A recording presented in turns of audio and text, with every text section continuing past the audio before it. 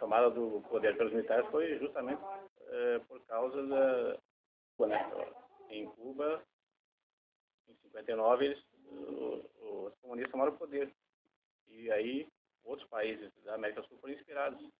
No Brasil houve alguns grupos que foram simpatizantes a esse movimento. Aderiram, eles queriam também implantar no Brasil.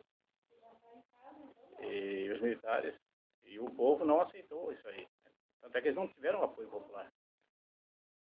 Os Forças Armadas tomaram o poder sem resistência. O povo não apoiou esse pessoal aí. Aí, passado um tempo, eles começaram a se organizar e apelaram para a luta armada. Aí sim, com a luta armada, né, essa criação de grupos de guerrilha, aí o governo foi obrigado a reagir. Foi aí que houveram prisões e mortes, como acontece em qualquer luta, né? Porque uma coisa tem que ser feita. E na luta, na guerra, tudo é válido, né? Mas não se tem conhecimento oficial sobre tortura. Isso aí é história de quem não conseguiu o seu objetivo. Porque uma vez preso o guerrilheiro, ele não vai abrir a boca assim, tomando cafezinho, né? A situação da época exigia que fosse, como ocorre em qualquer guerra, a conduta de obter informações do prisioneiro. Agora, se houve tortura ou não, da maneira como... Isso aí é outra história, né? Agora, não é nem perto do que eles contam hoje. Porque se realmente fosse uma ditadura militar, como esse pessoal de hoje conta, eles não estariam aqui para ficar contando história. Os que participaram, né, alguns que foram presos, não estariam aí, certamente. O número que eles se referem é muito abaixo da realidade. Se comparar com outros países, onde houve o combate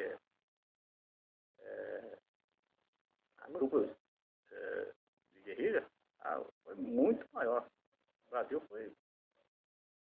Se comparar a população, a extensão, né, foi muito, muito pouco. Né? Tanto é que existe como é que se diz, a boca da ditadura, é um assalto. É muita gente se beneficiando, gente que não tem nada a ver, nem chegou perto, nem viveu na época e está levando dinheiro público em nome de uma tal de vítima da ditadura. Né? O papel das Forças Armadas é justamente não permitir que houvesse a tomada do poder por uma ideologia que não é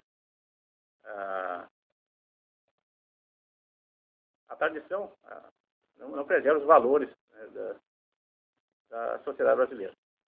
O marxismo é uma ideologia ateísta, né? O povo brasileiro é um povo cristão, que acredita em Deus. Isso o marxismo não aceita. Ele é essencialmente materialista. Infelizmente, até alguns elementos da igreja, não a igreja católica, mas alguns elementos eram simpatizantes a esses movimentos, que filtraram esse movimento. E ajudaram também, né, desse lado. Agora, eu nesse tempo que eu tenho desde eu entrei para o exército em 75, eu nunca vi no quartel nada assim que tinha uma missão aí de pegar alguém, de prender. Não, isso em 75, né? Faziam 11 anos que as Forças Armadas tinham assumido o governo. Já era, digamos, pacífica a situação. Havia informações de tentativas de assalto a unidades militares, né? As unidades derrubaram armamento, munição, mas Não que na época houvesse uma ditadura. Não havia, não. Inclusive, eu vi no jornal há pouco tempo, falando sobre filosofia.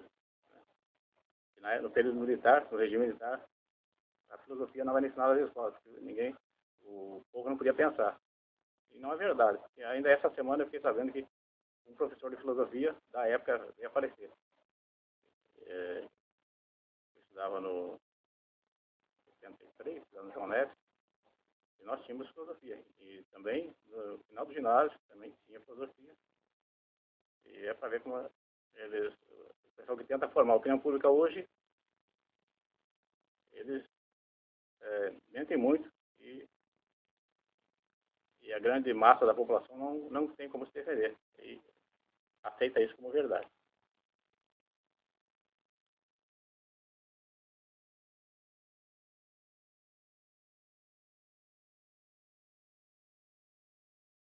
Entendeu? E o pai dele era já coronel, mas não chegou a general por causa disso. Guilherme Figueiredo. Aí que o pai dele, por causa da tal de política, eles perderam a guerra, uma parte do quartel, né? Assim, o quartel, como é que eu vou dizer, meio se dividiu, como se fosse aqui o grupo a favor de Cachoeira e o batalhão contra Cachoeira, entendeu? Pelo Estado, Porto Alegre. Aí o guri, o pai dele, por isso que ele era democrata, o pai dele ficou 3 anos no quartel, atrás da grade. Judiaria, né? Um homem muito inteligente. E depois ele saiu e aí já se reformou, não chegou. Cara que era para ser general, não foi, para te ver o que é a vida. Aí ele quando o pai dele estava na cadeia, ele já estava na academia militar e tudo. E daí ele fez o pai do João Figueiredo, que foi o último general. E aí também outra história engraçada. O João Figueiredo era general de 3 estrelas, de divisão. E os outros, o Médici, o Geis, tudo era de 4. Que era a maior hierarquia, né? Comandado, assim. O general de 4 estrelas pega não só o Rio Grande do Sul, ele é o comandante da 3ª divisão, pega aqui Rio Grande do Sul, Santa Catarina e Paraná. 3ª divisão, né? O da brigada pegaria só nós, e o da 3ª pega os 3, o outro lá pega o São Paulo, Rio de Janeiro, grande, né? Aí eles vêm, volta e meia, já vêm aí em Cachoeira, vão em Santa Maria para ver, porque Cachoeira não tem general, só vai até coronel, né? O nosso general seria, em quartel nós somos subordinados por Santa Maria, que tem general. Tá? Mas aí que eu estava te contando, aí ele ficou com pena, ele disse assim, não, meu pai sofreu, e eu não vou deixar esses guris como Brizola, que não chegaram a aprender, mas já pensou ficar 15 anos fora, né? Porque tem família aqui, né? Aí ele deu a anistia, que ele chamou AI-5, apelido AI-5, tinha 1, 2, 3, 4, 5. Aí ele deu a anistia, não, a anistia número 5 era, a AI-5 era para prender todo mundo, que ele chamava de subversivo comunista. E depois o AI-6, o João Figueiredo assinou, ele já estava quase saindo já de presidente, assinou, veio todo mundo. Aí o Brizola veio. Mas aí o Brizola, coitado, um homem diferente, não sabia fazer política num ponto. Ele era conhecido aqui, vinha para cá, não precisava ir. Tinha que ir para o norte. Não ia quase para o norte, o pessoal do norte não votou nele, ele perdeu por Lula. Perdeu por Lula na primeira vez, e aí na segunda ele não foi para segundo turno, aí a parte do Brizola ajudou, o PDT do Brizola, o PDT, Partido Democrata Trabalhista, ajudou muito o Lula, né? Mas assim, o sonho dele era ser presidente e não foi. Aí deu um derrame nele, né? 78, mas acho que tu lembra do Brizola, assim, o Brizola era um homem forte, assim, 2 anos antes ele veio em Cachoeira. Ele era meio baixinho da minha altura, mas eles usam aqueles coisinhas de 4, 5 centímetros de sapato.